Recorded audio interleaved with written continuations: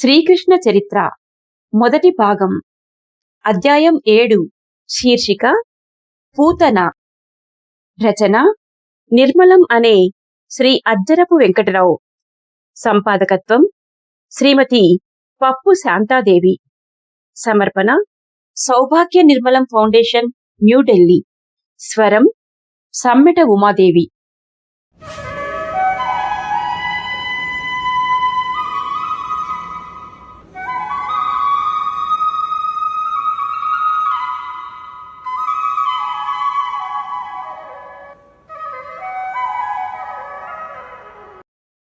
రాజ్యసభలో నిర్ణయించబడిన ప్రకారం కంసుని మంత్రులు తమ కార్యక్రమాన్ని కొనసాగిస్తున్నారు. వివిధ ప్రాంతాలలో గల విష్ణు భక్తుల్ని ఏరి తెచ్చి నానా హింసలు పెడుతున్నారు. అడవులు, ఆశ్రమాలు తిరిగి యజ్ఞ యాగాలు చేసే మహర్షులందర్నీ బంధించి వారి క్రతువులకి నిష్టలకి విఘ్నం కల్పించి వినోదిస్తున్నారు. పసిపిల్లల కోసం గాలించి వెదకి దొరికిన వారినందరినీ చంపుతున్నారు. తమ రాజుకు మృత్యుకారకుడైన శిశువు ఎక్కడో పెరుగుతున్నాడని ఆనాడు మాయాబాలిక చెప్పినది. ఆ శిశువు ఎవరో తెలుసుకోవటం ఎలాగా? అసాధ్యం. అందుచేత ఏ ఒక్కరిని విడిచిపెట్టకుండా ఆ వారంలో పుట్టిన బిడ్డలందరినీ చంపితేగాని తమ రాజుకు మృత్యుభీతి పోదని వారి నమ్మకం. తమ అధికారానికి లోబడిన ప్రదేశాలన్నీ గాలించి వచ్చేశారు. కొందరు ముఖ్యుల ఇండ్లలో పసిబిడ్డలున్నట్లు తెలిసింది. ఆ ఇండ్లల్లో దౌర్జన్యంగా ప్రవేశిస్తే తిరుగుబాట్లు రావచ్చును. అలాంటి బిడ్డలను ఉపాయంగా బయటకు లాగి చంపాలి. ఆ పని చేయటానికి పూతన అనే రాక్షసిని నియమించారు. ఆమె కామరూపిణి. ఏ రూపం కావాలంటే ఆ రూపం ధరించగలదు. రాజకుటుంబపు స్త్రీ రూపంలో ఆ ప్రముఖుల ఇండ్లకు పోతుంది. ఆడవారితో కలిసిపోయి మంచి కబుర్లు చెబుతుంది. ఎవరైనా పిల్లల తల్లి ఇంటికి వస్తే ఆదరించి కూర్చోబెట్టడం, ఆమె బిడ్డల యోగక్షేమం విచారించటం, తమ ఇంట్లో పసిబిడ్డలుంటే ఆ బిడ్డలను ఆమెకు అందివ్వటం, ఆమె ఆ బిడ్డలనందుకొని ఆశీర్వదించి తన పాలు కుడిపి వారికి మరల అందివ్వటం ఆ రోజులలో ఒక మర్యాద. పూతన రక్కసి ఇంటి వద్ద బయలుదేరేటప్పుడే తన స్తనములకు విషము పూసుకొని ఆ విషపు స్తనాలను నోటికందించేది. పాపం, ఆ శిశువులు విషం నోటికి తగలగానే చనిపోయేవారు. ఒకచోట జరిగిన సంఘటన మరొక చోట తెలిసేలోగా రాజధానిలో గల పసికూనులందర్నీ చంపి తన పని పూర్తి చేసుకున్నది పూతన. రాజధాని అయిన తర్వాత పరిసర గ్రామాలు పట్టుకున్నది. ఒకచోట ప్రదర్శించిన రూపం మరొక చోట కనపడనీలేదు. నందాదులు కప్పం చెల్లించడానికి రాజధాని నగరానికి బయలుదేరిన నాడు పూతన రేపల్లె వచ్చింది. నందుని ఇంట పసిబిడ్డ ఉన్నట్లు విన్నది. ఆ కుండపోతగా వర్షం కురిసిన నాటి రాత్రి పుట్టాడని తెలుసుకున్నది. ఆ బిడ్డడిని చంపి తీరాలని నిశ్చయించుకున్నది. ఈ బిడ్డడిని పూర్తి చేస్తే ఆమెకు పురమాయించబడిన పని జయప్రదముగా ముగిసినట్లే. అన్ని గ్రామాలు అయిపోయాయి. ఇదే ఆఖరి గ్రామం.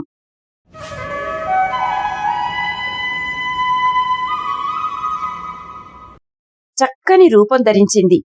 ఆయన ఇంటి గోపకాంతలా తయారయింది. విశాలములైన కన్నులు, మచ్చలేని చంద్రుని వంటి ముఖము, నల్లని జుట్టు, పెద్ద కొప్పు, ఎత్తైన పిరుదులు, సర్వమోహనమైన మూర్తి. బంగారు కుండలములు ధరించింది. కొప్పు నిండా మల్లెపూలు తురిమింది. మెడలో సువర్ణమాలికలు వ్రేలాడుతున్నాయి. చేతులకు కంకణములున్నాయి.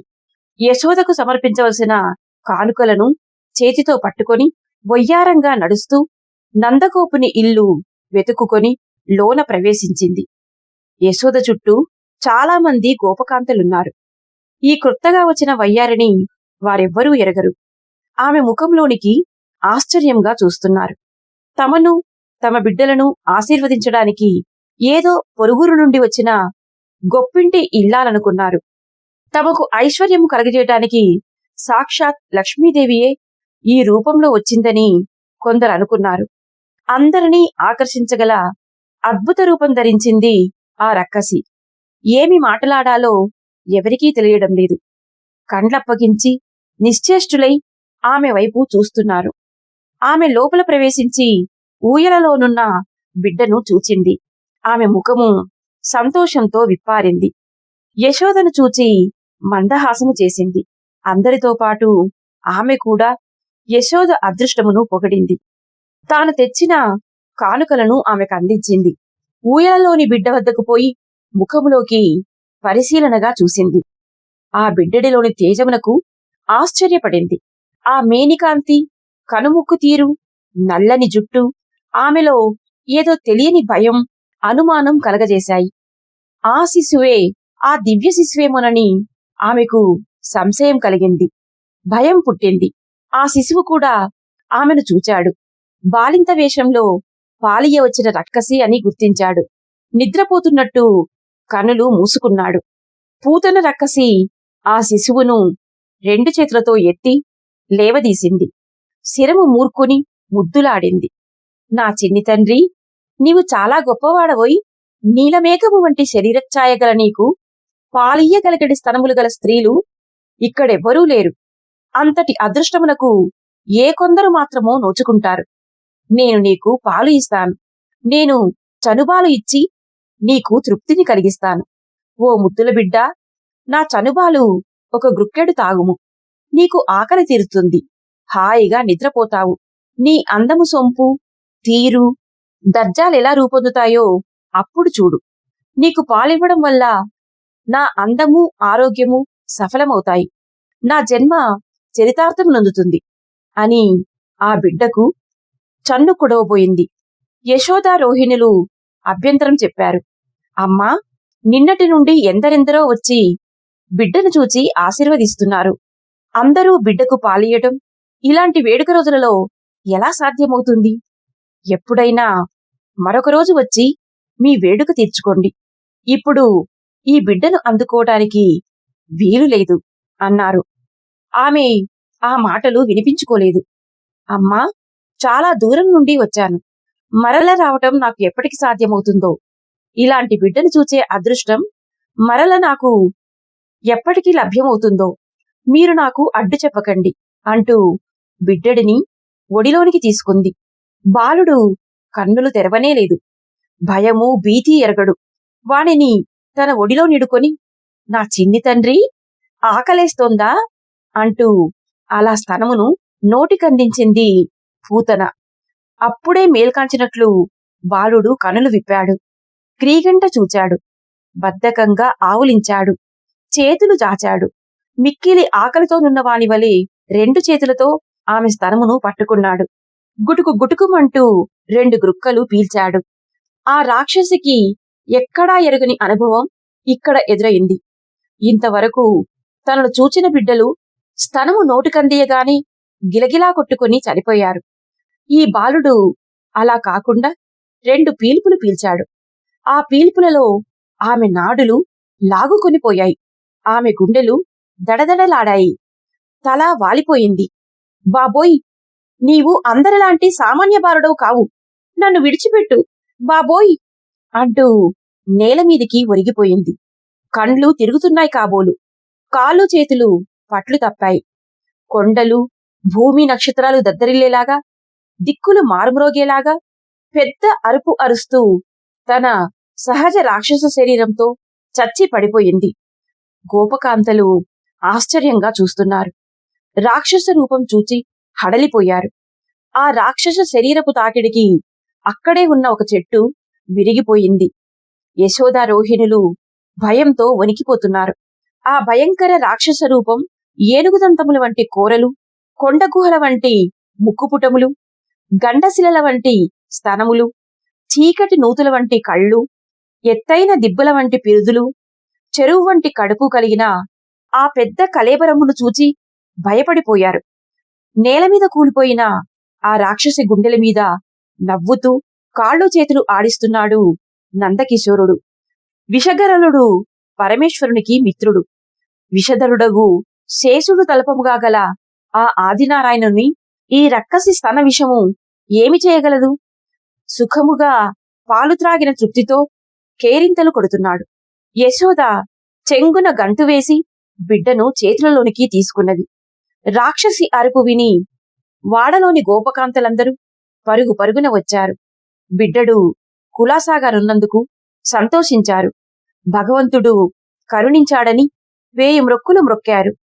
పురుషులందరూ మందలను తోలుకొని అడవికి వెళ్ళిపోయారు. ఇప్పుడేమి చెయ్యాలో ఎవ్వరికీ తెలియదు.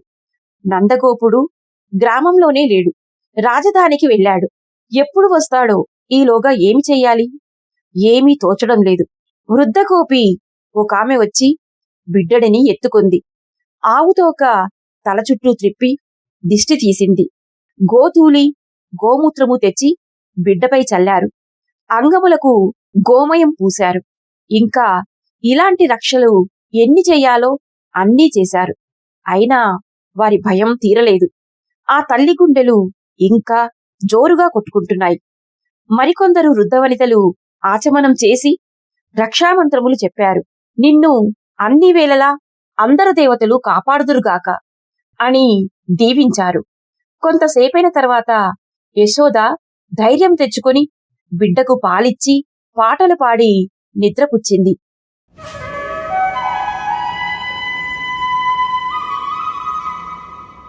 సాయంత్రానికి నందాదులు బ్రేపల్లకు తిరిగి వచ్చారు. గుమ్మములో పడి ఉన్న రాక్షసి కళేబరం చూచి దిగ్భ్రాంతులయ్యారు. గండము గడిచి శిశువు సుఖముగానున్నందుకు సంతోషించారు. భగవంతుడు కరుణామయుడని కొనియాడారు. పసిబిడ్డలకు ప్రమాదం కలగవచ్చునని చెప్పి తొందరగా ఇంటికి పొమ్మని వసుదేవుడు చేసిన హెచ్చరికలోని సత్యము వారికి అర్థమయ్యింది. వసుదేవుని యోగమహిమకు ఆశ్చర్యపోయారు. ఆయన సూచించిన ఉత్పాతము కలగనే కలిగింది. తమ అదృష్టము కొద్దీ శిశువు మృత్యువాత పడలేదు. ఓహో, భగవన్మహిమ! గర్గాచార్యుడు చెప్పినట్టు మన శిశువు దివ్య శిశువు అని పదే పదే చెప్పుకొని పొంగిపోయారు. గొడ్డళ్లు తెచ్చి కొండవోలే కఠోరమైన ఆ పూతన కళేబరాన్ని ముక్కలు ముక్కలుగా నరికారు. గ్రామానికి చాలా దూరముగా నదీ తీరానికి మోసుకునిపోయి దహనం చేశారు. ఆమె శరీరం దహనమవుతుంటే కమురుకంపుకు బదులు అగరు పరిమళములు వ్యాపించాయి. ఆమెలోని కల్మషము హరిచేత త్రాగబడినదా? ఆమెకు పాప విముక్తి అయింది. స్వర్గమునకే పోయింది. శిశుఘాతుని అయిన ఆ రక్కసికి ఎటువంటి సద్గతి కలిగింది? ఆమె మేను నుండి బయలుదేరిన సుగంధమే అందుకు సాక్షి అనుకున్నారు ఆ వాడలోని గోపాలురందరూ.